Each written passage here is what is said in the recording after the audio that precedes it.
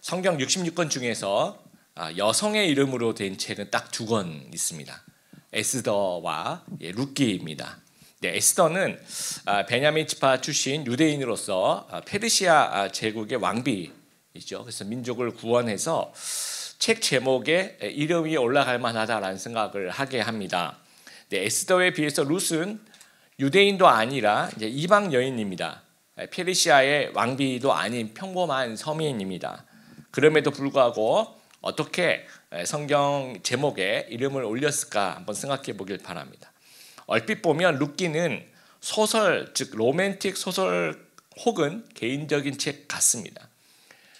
아카데미를 하고 있는 우리 테리 홀의 성경 익스프레스 책에 성경을 주제별로 3부분으로 나눕니다. 역사와 체험과 예언으로 나누는데 룻기는 우리가 이건 좀 스토리니까 체험과 관련되겠다라고 생각할 수 있으나 룻기는 체험이 아니라 역사의 주제 안에 포함이 되어 있습니다. 룻기는 율법과 그 신학적인 사상 그리고 유대인들의 역사를 아주 많이 함유한 그런 책입니다. 오축 시리즈라는 말을 합니다. 5권의 두루마리다라는 이야기인데 유대인들이 절기에 어떤 책을 읽어요. 성경책을 골라서 읽는데 절기에 읽으려면 아주 긴 이사야나 이렇게 읽기는 좀 곤란하겠죠. 짧으면서도 절기의 의미가 잘 포함되는 그러한 책을 골라서 5권의 책을 골라서 두루마리를 이렇게 사본을 만들어 놓은 거죠. 그것을 오축 시리즈 5권의 두루마리다라고 합니다. 그래서 그 첫 번째 이제 6월절에 아가서를 읽는다고 합니다. 아마도 그 아가서에 나와 있는 하나님의 사랑 이런 것들과 좀 연결이 된다 생각하는 거죠. 대속제일은 에레미야 애가 눈물과 회개에 대한 이야기. 그 다음에 초막절은 전도서를 읽는데 아마도 그 초막이라고 얘기하는 그런 것들이 굉장히 인생이 허무하다라고 생각하는 의미가 같다라고 생각하는 것 같습니다. 부림절 당연히 에스더죠. 하만의 공격으로부터 구원을 하는 그런 장면이고요.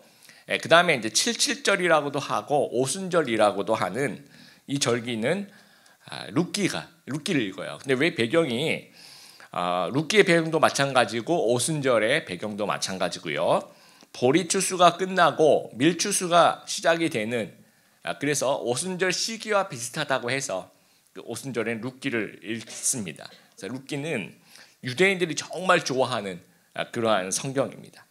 그래서 룻기의 주요 등장 인물이 나오미, 룻, 보아스의 이야기인데 메시아와 다윗 왕조의 왕권에 대한 이야기들이 나옵니다. 그래서 오늘부터 강의를 시작하는데요. 이 첫 부분은요 서론 같은 그런 이야기입니다.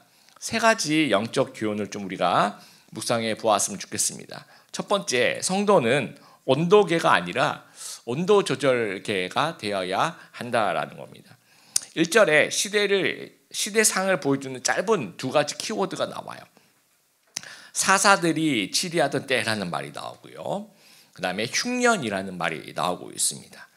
여러분 그 사사들이 다스리던 시대라는 그 짧은 표현은요. 그 자체로 아주 긴 설명을 하고 있습니다. 어떤 시대 하면 떠오르는 이미지가 있죠. 여러분 중국 춘추 시대 하면 어떤 이미지가 떠오릅니까?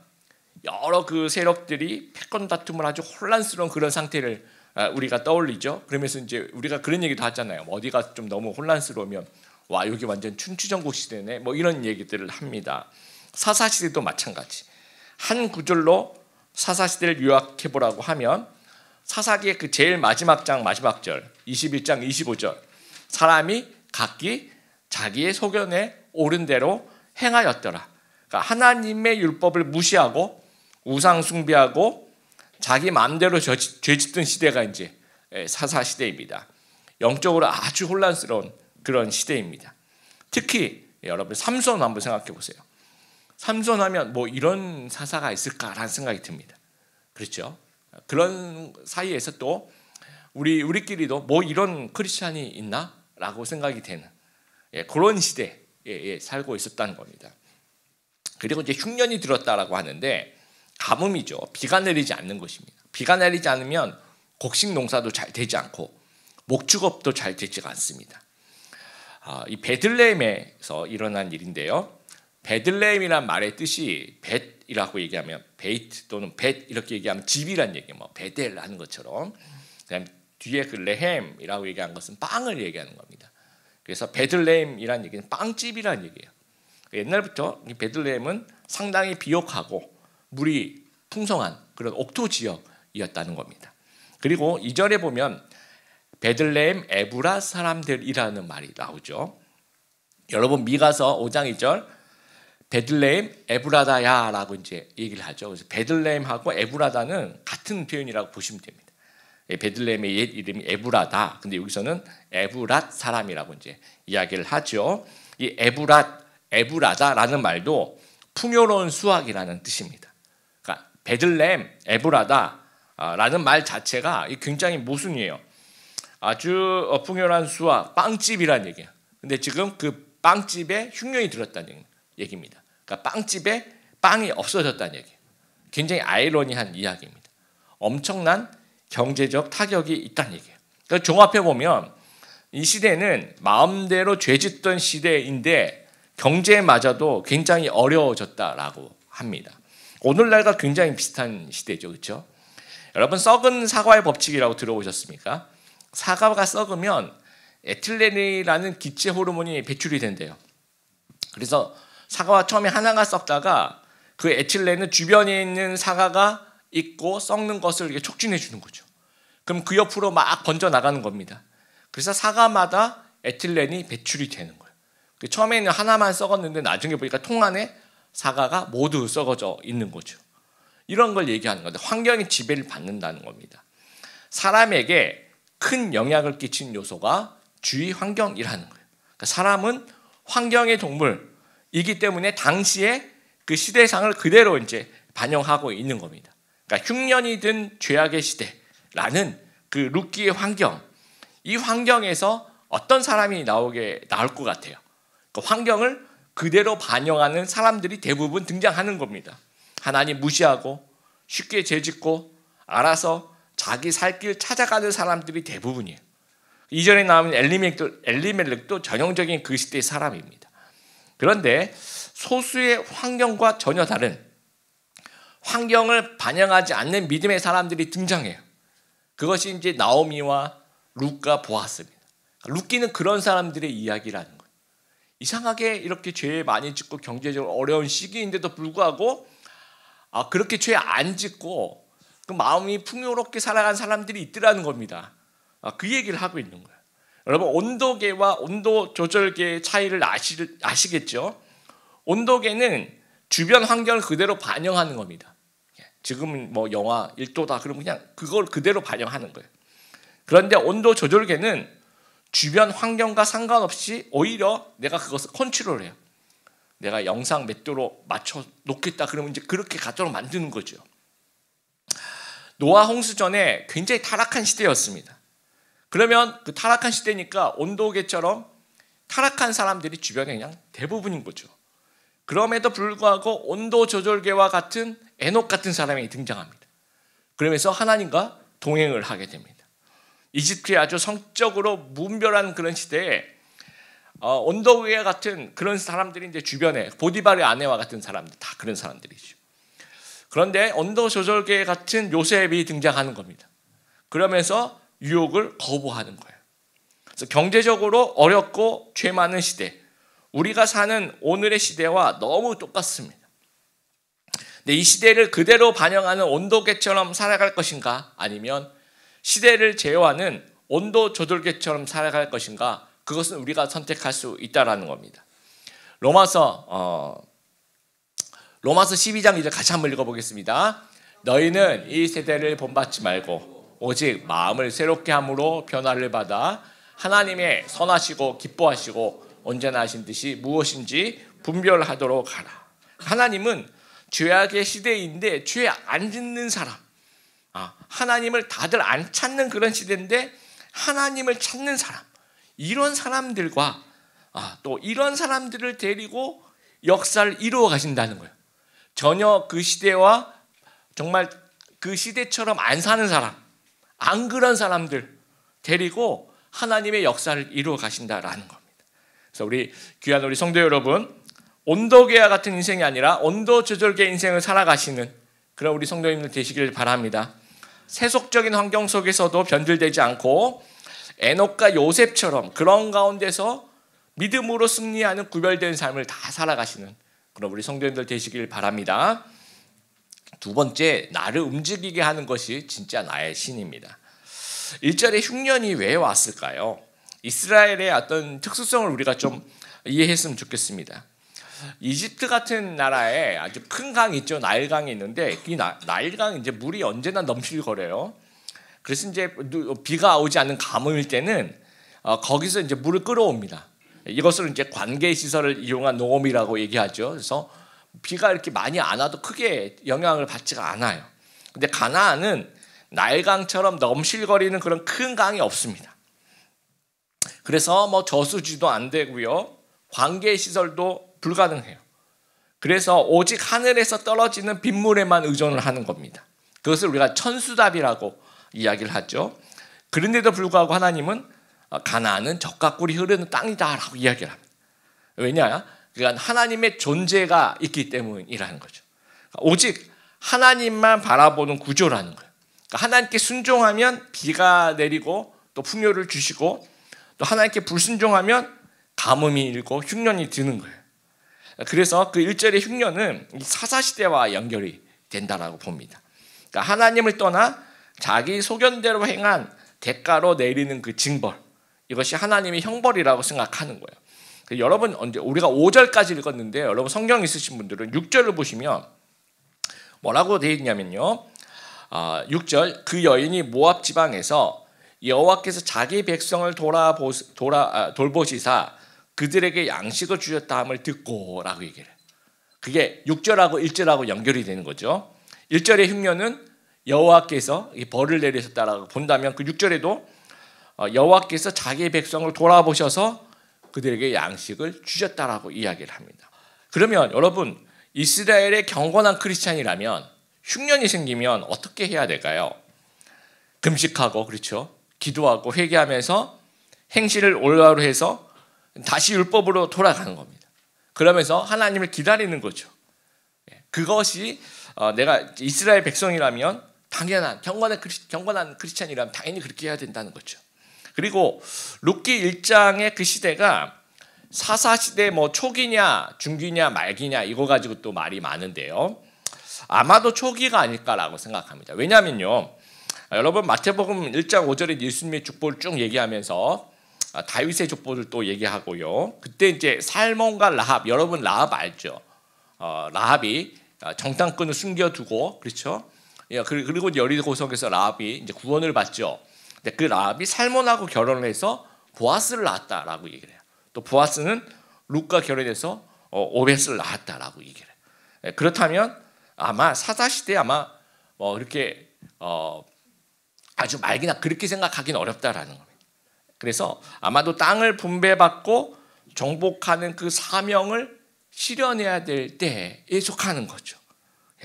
그래서 그때 그렇다면 그 땅을 살아가는 경건한 크리스찬이라면 엘리멜렉은 회개하고 기도하면서 약속의 땅을 지키고 정복의 사명을 감당해야지 지금 그렇게 하고 있어야 된다라는 거예요. 마땅히. 그런데 엘리멜렉은 지금 무엇을 하고 있습니까? 모압 지방으로 이주를 하는 겁니다. 왜 하필이면 모압이었을까요? 그리고 모압이란 나라가 어떤 나라였을까요? 여러분 이제 이 구약에 롯하고 룻하고 되게 이름이 비슷하죠. 실제로 롯하고, 그러니까 아브라함의 조카 롯하고 지금 룻기의 룻하고 아주 깊은 관계가 있습니다. 아브라함의 조카 롯은요, 소돔과 고모라 땅에 이제 거하게 되죠. 그러면서 소돔과 고모라가 멸망을 하면서 이제 나중에 이제 동굴에서 살면서 그 큰 딸이, 그렇죠? 그 이제 부인이 죽고 큰 딸이 아버지에게 술을 먹이고 그날 밤에 이제 아버지와 동침을 해서 낳은 아들이 이 모압이에요. 그 둘째 딸은 암몬인 거고요. 그래서 그 모압이라는 말의 뜻에, 이름의 뜻은 아버지의 씨라는 그 뜻이 있어요. 그러면 여러분, 모압은요 아브라함 자손과 가까운 친척입니다. 어떻게 보면. 그럼에도 불구하고 역사적으로 아주 자주 갈등을 빚어요. 그래서 민수기에 보면요, 모압 왕 발락이 이방 선지자 발람에게 이스라엘 백성들을 저주하도록 막 요청을 하죠. 근데 그게 이제 실패로 돌아가니까 그 모압 왕 발락이 이스라엘 백성과 모압 여인과 이제 음행을 하도록 만들어서 막 죄를 계속 짓게 만듭니다. 그 사사 시대에도 모압 왕 에글론이 18년 동안 이스라엘을 이제 지배를 하죠. 그때 나타난 사사가 사사 에훗입니다. 그리고 그 땅에 이제 그 모압 땅에는 그모스라는 아주 그런 우상을 숭배하는 그런 나라예요. 그래서 하나님께서 이제 모압 사람들은 여호와의 총회라고 얘기하는 그 여호와의 어떤 하나님 중심의 행사와 제사와 예배를 드리는 그걸 이제 여호와의 총회라고 얘기하는데, 모압 사람들은 여호와의 총회에 못 들어온다라고 아주 선고를 합니다. 완전히 지긋지긋한 거죠. 모압 사람들하고 이제 손절을 하라고 이야기를 하시는 거죠. 그럼에도 불구하고 왜 엘리멜렉은 모압으로 갔을까요? 여러분 그 지도를 보시면 유다 땅의 예루살렘 바로 밑에 지금 나와 있진 않지만 베들레헴, 예루살렘 바로 밑에 베들레헴이 있다라고 생각하시면 됩니다. 그 오른쪽으로 이렇게 조금 더 가면 사해를 지나가면 그게 이제 르벤 족속의 땅이고요. 조금만 더 가면 이제 모압 땅인데 거기 아주 넓은 평야가 있어요. 넓은 농경지와 아주 풍부한 농산물, 아주 풍요로운 곳입니다. 그래서 아까 롯과 룻이 아주 밀접한 관계, 뭐 혈연 관계뿐만 아니라 정서적으로도 되게 연결되어 있는데요. 아브라함의 조카 롯이 이제 둘 다 재산이 많아졌어요. 그러니까 이제 아브라함이 뭐라고 합니까? 우리 싸우지 말고 네가 우하면 내가 좌하고 네가 좌하면 내가 우하고 하여튼 네가 마음에 드는 곳으로 골라서 이주를 해라 라고 얘기하니까 롯이 이렇게 보는 거죠. 어디에 가면 하나님을 잘 섬길 수 있을까 이렇게 생각하지 않습니다. 어디가 입지 조건이 좋은가를 보는 거예요. 자, 어디가 발악군이고 어디가 역세권이고 어디에 가면 집값이 오를까 뭐 이런 거 고민하는 거죠. 그래서 야, 여기 좋겠다. 정말 입지 조건이 좋은 곳을 찾았는데 그게 소돔과 고모라인 거예요. 그러니까 소돔과 고모라가 굉장히 죄를 많이 짓고 거기 가면 하나님 섬기기가 너무 어려울 것 같은데 이런 건 생각 안 하는 거예요. 그러니까 그게 너무 좋아서 그냥 바로 이사를 가버리는 겁니다. 그래서 아브라함 조카 롯을 움직이게 한 것은 하나님이 아니라 풍요라는 거예요.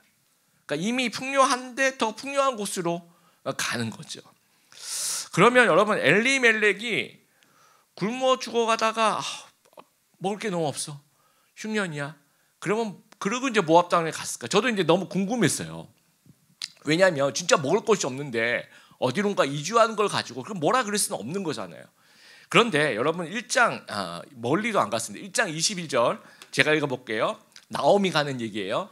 내가 풍족하게 나갔더니 여호와께서 비어 돌아오게 하셨느니라.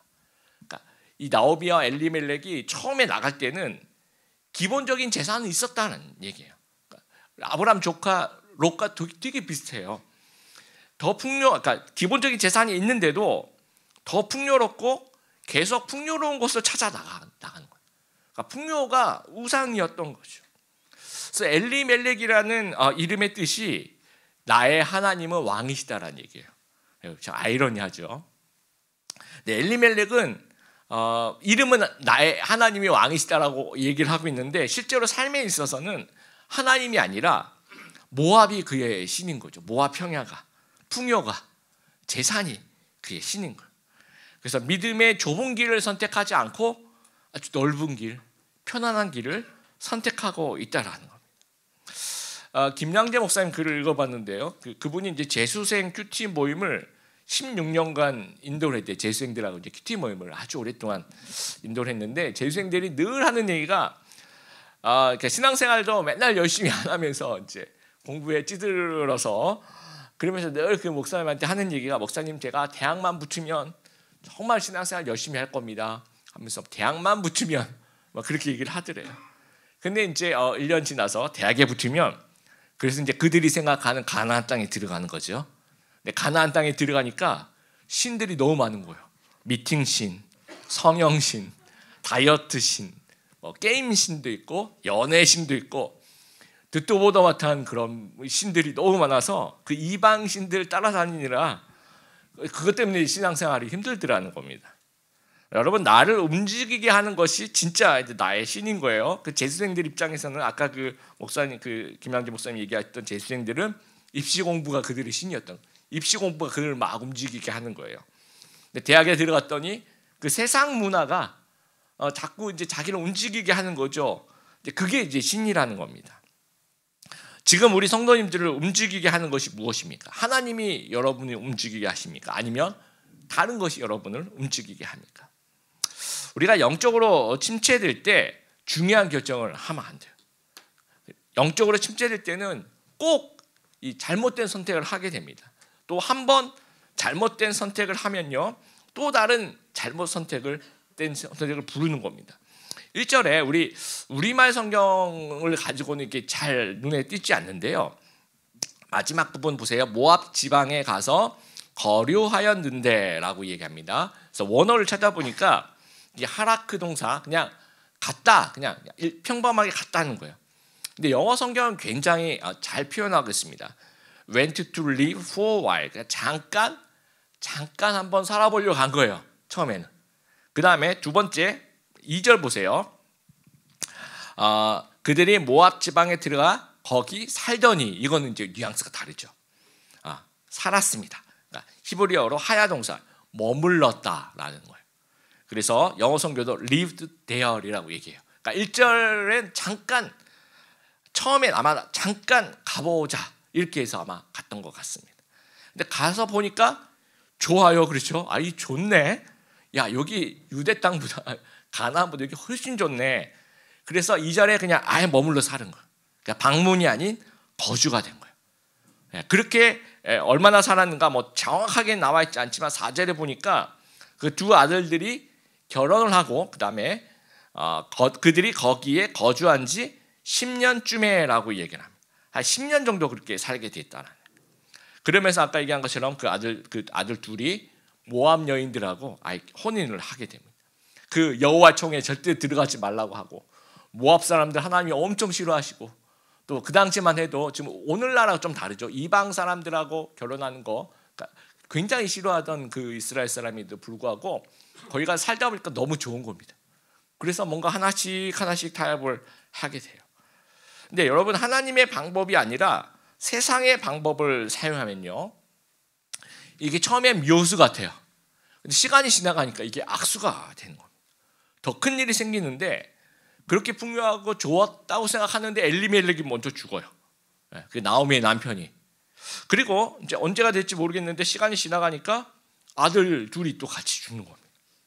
그러니까 신의 한 수라고, 이곳에서는 아주 좋은 일만 생길 거야라는 곳을 찾아갔는데 신의 한 수라고 생각하는데 생각해 보니까 이게 나중에 보니까 이런 비극적인 일이 생겼다는, 이거는 예상 자체를 못했다는 거죠. 우리의 인생에도 흉년이 될 수 있습니다, 여러분. 우리는 뭐 지금 이 시대와 다르게 예수님 잘 믿어도 고난이 생길 수 있어요. 뭐 꼭 우리 죄 때문에 생기는 그런 인생의 흉년이 아니라 욥처럼 그게 잘못한 게 없는데도 우리의 인생에 흉년이 들 수도 있습니다. 물질의 흉년이 들 수도 있고요, 건강의 흉년이 들 수도 있고, 자녀의 흉년이 될 수도 있고, 가정의 흉년이 될 수도 있고요, 또 부부의 흉년이 들 수도 있고, 영적인 또 흉년이 들 수가 있습니다. 근데 흉년이 오면 현재 주소, 현재 그 나의 그 본 모습이 그대로 드러나요. 그러니까 고난이 올 때 비로소 내가 진짜 소중하게 생각하는 것이 무엇인지가 드러나게 됩니다. 여러분, 어린 갓난애기 뭐 또는 막 1살, 2살 뭐 이렇게 말하고 막 이렇게 조금 그런 애기들 한번 보세요. 평소에 이제 우리 교회도 그런 친구들 많습니다. 그래서 막 돌아다니면 막 이모들이 막 안아주고 우리 청년들이 안아주면 처음에 기분 좋을 때는 막 가서 안기고 뭐 막 그래요. 그러다가 이제 그 아이에게 흉년이 듭니다. 그게 뭡니까?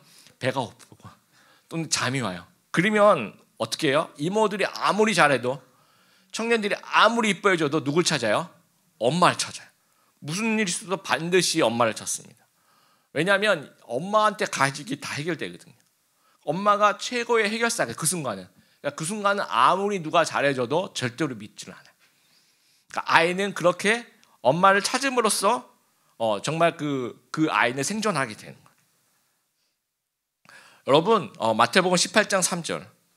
너희가 어린아이와 같이 되지 아니하면 결단코 천국에 들어가지 못하리라. 우리가 우리의 영적인 흉년이 들 때 우리는 누구한테 갑니까? 우리는 무슨 일이 있어도 막 평소에는 그런 뭐 이렇게 할 수도 있고 저렇게 할 수도 있지만 정말 이거 큰일 났다. 정말 큰일 났다 할 때는 엄마를 찾아야 되는 거죠. 예. 그런데 우리가 엄마를 찾지 않고 엉뚱한 데로 가서는 이게 참 머리를 잘 썼어. 세상으로 가고 우상 숭배로 가고 또 거짓 해결책으로 가고 그렇게 해서는 결코 해결되지 않는 거예요. 묘수가 아니라 악수라는 겁니다. 그래서 어려울 때일수록 하나님을 붙잡는 최고의 해결사에게로 가는 그런 믿음의 성도 다 되시기를 주님의 이름으로 축복합니다. 세 번째, 사람의 끝은 하나님의 시작입니다. 인생의 끝이라고 생각될 때가 있어요. 그것이 이제 우리가 읽었던 룻기 1장 5절이에요. 예. 보세요. 남편 다 죽고 아들 다 죽고 그렇죠. 지금 현재 과부 3명이 남아 있습니다. 근데 과부 3명은요. 과부라고 하면 고대 근동에서 가장 생활 능력이 없는 부류. 그 당시에 고아와 과부. 지금은 이제 아니지만 그 당시는 그런 거예요. 이 얘기는 5절을 그냥 우리가 이 문화를 잘 모르고 읽으면 아이고 이게 슬픈 일이 생겼구나 이렇게 정도지만 이 문화를 잘 아는 사람이 5절 읽으면 완전히 끝났구나를 보여주고 있는 거예요. 그러니까 룻기는 완전히 망하고 시작을 합니다. 그런데 이제 하나님은 끝내는 분이 아니라는 거죠. 이사야 42장 3절 여호와께서는 어떻게 합니까? 상한 갈대를 꺾지 아니하시고 꺼져가는 등불을 끄지 아니하신 분이 하나님이시라는 거예요. 그럼 보면 아이고 이거 끝났구나 그러면서 이 상한 갈대를 꺾거나 아이고 너희는 이제 큰일 났구나 끝 이렇게 얘기하지 않으신다는 겁니다. 그래서 5절이 이 책의 끝이 아니에요. 오히려 이렇게 시작을 하는 겁니다. 이제부터 시작을 하는 거예요. 그래서 사람은 끝났다라고 생각하는데 하나님은 아니란 겁니다. 그러니까 사람의 끝이 하나님의 시작이라는 거예요. 그러니까 하나님의 특기는 역전이에요. 남자 다 죽고 과부만 남았으면 이건 멸문입니다, 여러분. 더 이상 이제 끝에 뭐 없는 거예요. 그럼에도 불구하고 이게 역전이 돼요. 나중에 다윗의 가문이 됩니다. 베들레헴 그 당시만 하더라도 그리 유명한 땅은 아닙니다. 그런데 나중에 다윗의 출생지가 되고 예수님의 출생지가 되는 거예요. 룻도 마찬가지. 남편이 죽은 과부인데 불구하고 나중에 역전이 되면서 그리스도의 계보를 이어가는 그러한 여인. 우리 마태복음에 예수님의 족보에 나오는 몇 명 안 되는 그런 여인 중에 들어간 그런 여인이 된다는 겁니다. 모든 것을 잃어버리는 순간이 여러분 있을 수 있어요. 우리가 살다 보면. 그러니까 인간적으로 생각해 볼 때 완전히 망했다라고 생각하는 순간이 있을 수 있다는 거예요. 근데 그게 절대로 끝이 아니라는 겁니다. 최악의 절망이라도 다시 일어날 수 있다는 거예요. 언제나 희망은 있기 마련이라는 거예요. 그러니까 하나님은 남아있는 것을 가지고 새로운 일을 시작하십니다. 지금 5절에 누가 남아있어요? 나오미하고 그 두 자부가 남아있죠. 두 며느리가. 근데 나중에 그 며느리 중에 한 명이 또 자기 길을 가죠. 결국은 나오미하고 룻만 남죠. 그러면 하나님이 그 나오미하고 룻을 가지고 그러니까 이 남아있는 것을 가지고 그것을 통해서 새로운 일을 시작을 하십니다. 여러분 예수님께서 기적 행하신 것 중에 오병이어가 있죠. 너희한테 무엇이 있느냐라고 얘기했더니 떡 5덩어리와 조그마한 생선 2마리밖에 없습니다. 그걸 가져온 겁니다. 이것밖에 없어요라고 가져온 것인데 하나님은 이것이 있구나라고 생각하는 거죠. 오병이어가 있구나. 그럼 이 오병이어를 가지고 기적을 시작을 하시는 겁니다. 여러분에게 무엇이 있습니까? 여러분의 오병이어가 있을 거예요. 그렇죠? 그것을 하나님께 내어드리면 하나님이 그걸 가지고 새로운 역사를 시작하신다라는 겁니다. 옛날 그 찬송가 중에 이제 이런 찬송가 예수 사랑하심은 거룩하신 말일세. 요즘에 그 가사가 좀 바뀌어가지고요. 근데 옛날 가사가 저는 더 좋더라고요. 여러분 이 찬양 다 아시죠? 같이 한번 불러볼까요? 예수 사랑하심은 거룩하신 말일세. 우리들은 약하나 예수 권세 많도다. 날 사랑하심, 날 사랑하심, 날 사랑하심, 날 사랑하심. 성경에 써있네. 여러분, 하나님이 나를 사랑하시는 것은 어디에서 확인해야 됩니까? 성경에서 확인하는 거예요. 우리는 성경에서 확인하려고 하지 않고 자꾸 하나님의 사랑을 풍요에서 확인을 하려고 하는 거예요. 내 기도 제목은 응답했는지 안 했는지 거기서 자꾸 확인하려고 하니까 자꾸 실패를 하는 거예요. 성경에서 확인하는 거죠. 여러분, 로마서 5장 8절, 우리가 아직 죄인 되었을 때 그리스도께서 우리를 위하여 죽으심으로 하나님께서 우리에게 대한 자기의 사랑을 확증하셨느니라. 이렇게 성경을 통해서 하나님의 좀 사랑을 확인해 보는 저희들이 되기를 바라요. 그래서 새해에는 우리가 성경 일독을 좀 같이 열심히 성경을 읽고 성경 일독을 하면서 그 안에 나를 향한 하나님의 사랑이 어떻게 나타나는지를 좀 확인해 볼 수 있는 저희들 되었으면 좋겠습니다. 이렇게 나에게 뭐가 남았지, 내 외부 환경이 이렇게 안 좋아지거나 이것을 통해서 하나님의 사랑을 확인하려고 하지 않고 성경 말씀에서 하나님 나를 어떻게 생각하시는가, 예수 그리스도를 주시면서 나를 사랑하시는 그 사랑을 이 성경 말씀을 통해서 좀 우리가 확인해 보았으면 좋겠습니다. 말씀을 마무리합니다. 인생의 흉년이 올 때 어떻게 해야 합니까? 온도계가 아니라 온도 조절계의 모습으로 좀 살아가는 저희들 되었으면 좋겠습니다. 흉년의 때 나를 움직이게 하는 것이 무엇인가 생각하며 엄마에게 다가가는 그런, 엄마를 붙잡고 놓지 않는 그런 어린아이와 같이 하나님께 대한 그런 믿음을 보여주는 저희들이 되었으면 좋겠습니다. 그래서 이 흉년이 끝이 아니라는 사실들을 믿고 하나님의 시작을 믿고 신뢰하는 귀한 우리 성도들 다 되시기를 주님의 이름으로 축복합니다.